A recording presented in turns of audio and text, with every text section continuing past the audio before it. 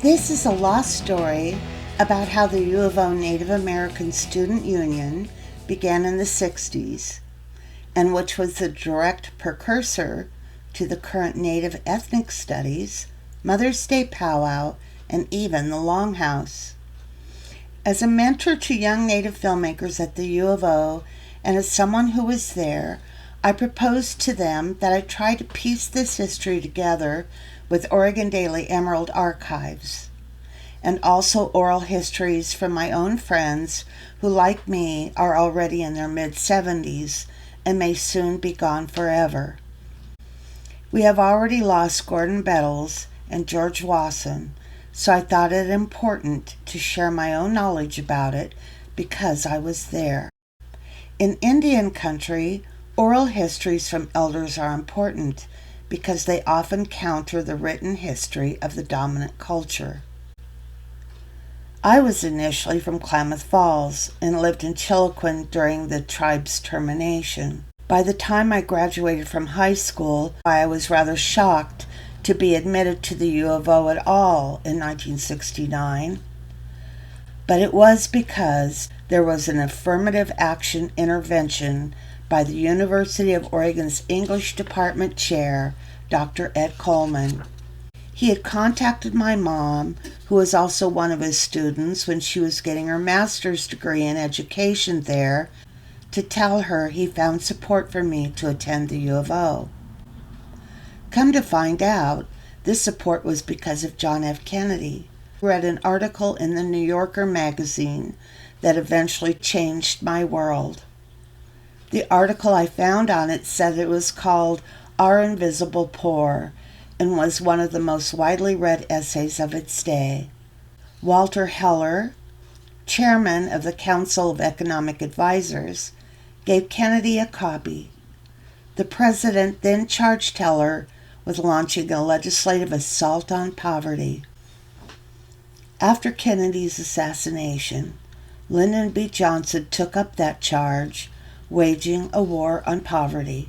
The war on poverty created programs for disadvantaged youth and for minorities. Implemented in January of 1964, brought political inclusion and participation to the poor and reorganized them into a political constituency. Because of the resulting economic and social restructuring, affirmative action, and the war on poverty, it increased the prosperity and diversity of the middle class. By 1968, a Santee Sioux by the name of Richard Nathaniel Wilson was already in U of O's graduate school studying geology and was deeply immersed in the civil rights movement. And the first mention of any Native group found in the Oregon Emerald Archives was of Richard as president of the Indian Student Union, known as Spili-Octum, or Coyote people in Nez Perce. Spili-Octum was next found in the archives as holding a powwow in 1969. In 1970, it was called the second annual. In 1971, the third, and on through the 70s.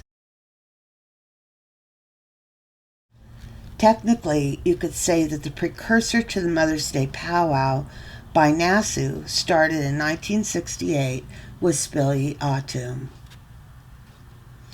However, it was an ASUO president named Kip Morgan, who was my boyfriend at the time, who really made the University of Oregon embrace the war on poverty and supported civil rights of the disadvantaged and minority students by suing the University of Oregon over turning over the students' incidental fees to his office for these ethnic programs. The university had a rough year the year before, in 1968 as well, when the assassination of Martin Luther King Jr.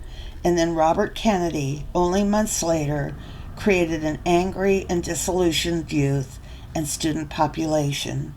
There were sit-ins for the poor and minorities in Johnson Hall, and shacks were built on the EMU lawn to bring their plight to the foreground. Demands were made and student strikes threatened.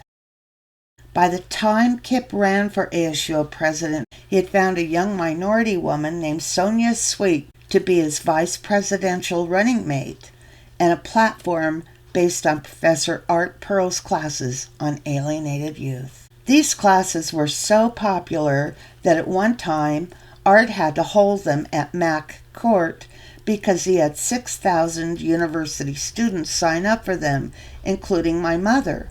Art threatened to leave the U of O unless there was a university-wide convocation to address the alienated youth crisis.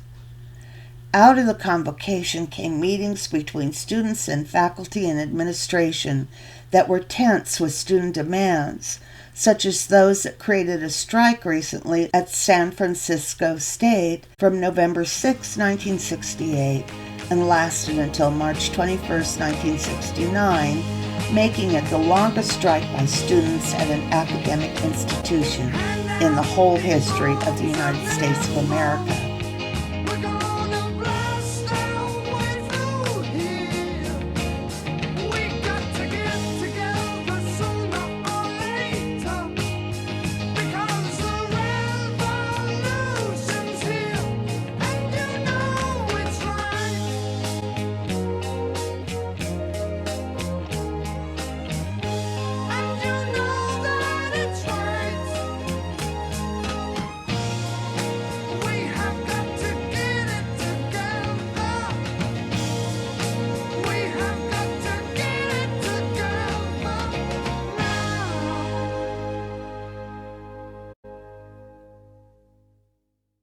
My friend Lily Parker Reynolds, who is both Choctaw Indian and Black, had an older brother at the U of O named Sam.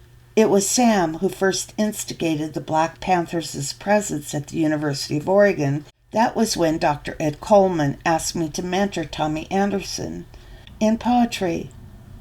He went on to become a professor of literature. So I spent a lot of time in the basement of the EMU, where the new Black Student Union and American Indian Student Union had their first offices right next to each other. I am hoping this documentary short inspires our Native students to continue to research their history, that this documentary adds to that body of work, which together with the posters in the Longhouse, can in the future continue to unfold the history of these celebrations and the miracle of this event that the state of Oregon has deemed the only Oregon heritage event at the U of O, now in its 55th year.